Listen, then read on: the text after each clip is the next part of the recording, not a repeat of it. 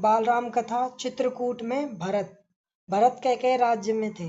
कैकई राज्य में यानी कैकई के राज्य में, अपनी ननिहाल में, अपने नाना के यहाँ। अयोध्या की घटनाओं से सर्वथा अनभिज्ञ, अयोध्या में जो घटनाएं घट रही थी उनके बारे में उन्हें जानकारी नहीं थी, लेकिन वे चिंतित थे। उन्होंने एक सपना देखा था, पर उसका अर्थ पूरी तरह नहीं समझ पा रहे थे। सगी संबंध साथियों के साथ बातचीत में उन्होंने कहा, मैं नहीं जानता कि उसका अर्थ क्या है, पर सपने से मुझे डर लगने लगा है। मैंने देखा कि समुद्र सूख गया, चंद्रमा धरती पर गिर पड़े, वृक्ष सूख गए, एक राक्षसी पिता को खींचकर ले जा रही है। वे रथ पर बैठे हैं, रथ गधे खींच रहे हैं। जिस समय भरत मित्रों को अपना सपना सुना रहे थे, ठीक उसी समय अयोध्या से घुड़सवार दूत वहां पहुंचे। घुड़सवारों ने छोटा रास्ता चुना था जल्दी पहुंचने के लिए। भरत को संदेश मिला, वे तत्काल अयोध्या जाने के लिए तैयार हो गए। ननिहाल में भरत का मन नहीं लग रहा था, उचट गया था। वे अयोध्या पहुंचने को उतावले थे। कैकई राज ने भरत को विदा किया, 100 रथों और सेना के साथ। उन्हें घुड़सवारों से अधिक समय लगा, लंबा रास्ता पकड़ना पड़ा। सेना और रथ खेतों से होकर नहीं जा सकते थे। वे 8 दिन बाद अयोध्या पहुंचे, नदी पर्वत लांघते, थके हुए और चिंतित। भरत ने अयोध्या नगरी को दूर से देखा। नगर उन्हें सामान्य नहीं लगी, बदला बदला सा था। अनिष्ट की आशंका उनके मन में और गहरी हो गई। यह मेरी अयोध्या नहीं है, क्या हो गया है इसे? उसने पूछा। सड़कें सूनी हैं, बाग बगीचे उदास है, सब लोग कहाँ गए? वह तुमुलनाद कहाँ है? पक्षी भी कलरव नहीं कर रहे, मतलब चहचहाट जो होती वो नहीं कर रहे। इतनी चुप्पी क्यों? किसी ने भरत के प्रश्नों का उत्तर नहीं दिया। नगर पहुंचते ही भरत सीधे राजभवन गए, महाराजा दशरथ के प्रासाद की ओर, जहां महाराजा दशरथ आराम विश्राम करते थे। महाराज वहां नहीं थे। फिर वे कैकई के महल की ओर बढ़े। माँ ने आगे बढ़कर पुत्र को गले लगा लिया, परंतु भरत की आंखें पिता को ढूंढ रही थी। उन्होंने माँ से पूछा, पुत्र, तुम्हारे पिता चले गए हैं वहां जहां एक दिन हम सबको जाना है, उनका निधन हो गया। भरत यह सुनते ही शोक में डूब गया, पछाड़ खाकर गिर पड़े, विलाप करने लगे। माँ कैकई ने उन्हें उठाया, ढांढस बंधाया, मतलब संत्वना दी। कहा, उठो पुत्र, यशस्वी कुमार शोक नहीं करते। तुम्हारा इस प्रकार दुखी होना उचित नहीं है, राजगुणों के विरुद्ध है, अपने को संभालो।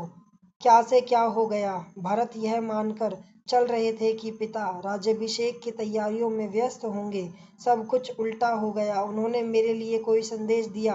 भरत ने माँ से पूछा। नहीं, अंतिम समय में उनके मुंह से केवल 3 शब्द निकले, हे राम, हे सीते, हे लक्ष्मण। तुम्हारे लिए कुछ नहीं कहा। भरत व्याकुल थे, विकलता बढ़ती ही जा रही थी। वह तुरंत राम के पास जाना चाहते थे। महाराजा ने उन्हें वनवास दे दिया है 14 वर्ष के लिए। सीता और लक्ष्मण भी उस राम के साथ गए हैं। कैकई ने भरत का मन पढ़ते हुए कहा। वह जानती थी कि भरत यहाँ से सीधे राम के पास ही जाएंगे, परंतु वनवास क्यों? भ्राता राम से कोई अपराध हुआ? राम ने कोई अपराध नहीं किया, महाराजा ने उन्हें दंड भी नहीं दिया। इसके लिए मैंने महाराजा दशरथ से प्रार्थना की थी। मुझे तुम्हारे हित में यही उचित लगा, मैं तुम्हारा अहित नहीं देख सकती थी। कैकई ने कहा। वरदान की पूरी कथा सुनाते हुए उन्होंने कहा, उठो पुत्र, राजगद्दी संभालो। अयोध्या का निष्कंटक राज्य अब तुम्हारा है। भारत अपना क्रोध रोक नहीं सके, चीख पड़े, यह तुमने क्या किया माते? ऐसा अनर्थ, घोर अपराध, अपराधिनी हो तुम। वन तुम्हें जाना चाहिए था, राम को नहीं। मेरे लिए यह राज अर्थहीन है। पिता को खोकर, भाई से बिछड़कर, नहीं चाहिए मुझे ऐसा राज्य। इस बीच मंत्रीगण और सभासद भी वहां आ गए। भरत बोलते रहे, तुमने पाप किया है माते, इतना साहस कहाँ से आया तुम में? किसने तुम्हारी बुद्धि भ्रष्ट की? उल्टा पाठ किसने पढ़ाया? यह अपराध अक्षम्य है, मैं राजपद नहीं ग्रहण करूंगा। तुमने ऐसा सोचा कैसे? सभासदों की ओर मुड़ते हुए भरत ने हाथ जोड़कर कहा, आप भी सुन ले, मेरी माँ ने जो किया है उसमें मेरा कोई हाथ नहीं है। मैं राम की सौगंध खाकर कहता हूँ, मैं राम के पास जाऊंगा, उन्हें मनाकर लाऊंगा, प्रार्थना करूंगा कि वे गद्दी संभाले, मैं दास बनकर रहूंगा। भरत बहुत उत्तेजित हो गए थे, स्वयं पर नियंत्रण नहीं रख सके। बोलते बोलते उनकी सांस उखड़ने लगी, वे चकमकाकर धरती पर गिर पड़े। सुध-बुध लौटी तो भरत रानी कौशल्या के महल की ओर चल पड़े। उनसे लिपटकर बच्चों की तरह बिलखकर रोए, उनके चरणों में गिर पड़े। कौशल्या आहत थी, उन्होंने कहा, पुत्र, तुम्हारी मनोकामना पूरी हुई, तुम जो चाहते थे हो गया। राम अब जंगल में है, अयोध्या का राज तुम्हारा है। मुझे बस एक दुख है, कैकेयी ने राज लेने का जो तरीका अपनाया वह अनुचित था, निर्मम था। तुम राज करो पुत्र, पर मुझ पर एक दया करो, मुझे मेरे राम के पास भिजवा दो। भरत ने रानी कौशल्या से क्षमा मांगी, सफाई दी, रानी कैकेयी के व्यवहार पर ग्लानि व्यक्त की, यानी शोक मनाया। कहा, राम मेरे प्रिय अग्रज हैं, बड़े भाई हैं, मैं उनका अहित सोच भी नहीं सकता, मैं निरपराध हूँ। कौशल्या ने भरत को क्षमा कर दिया, उन्हें गले से लगा लिया। भरत सारी रात फूट फूट कर रोते रहे।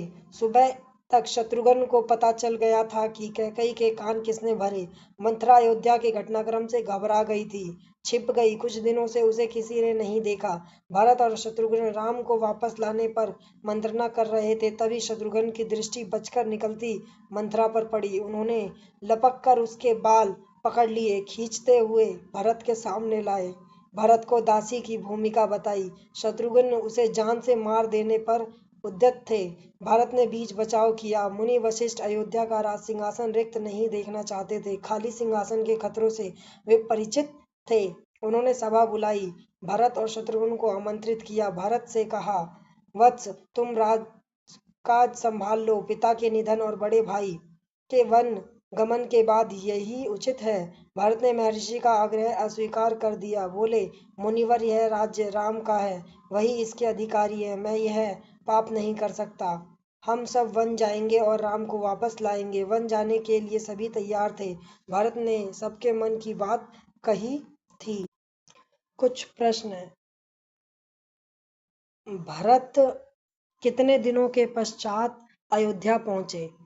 भरत को अयोध्या बदली बदली क्यों लगी? भरत ने राम के वनवास जाने के लिए किससे क्षमा मांगी?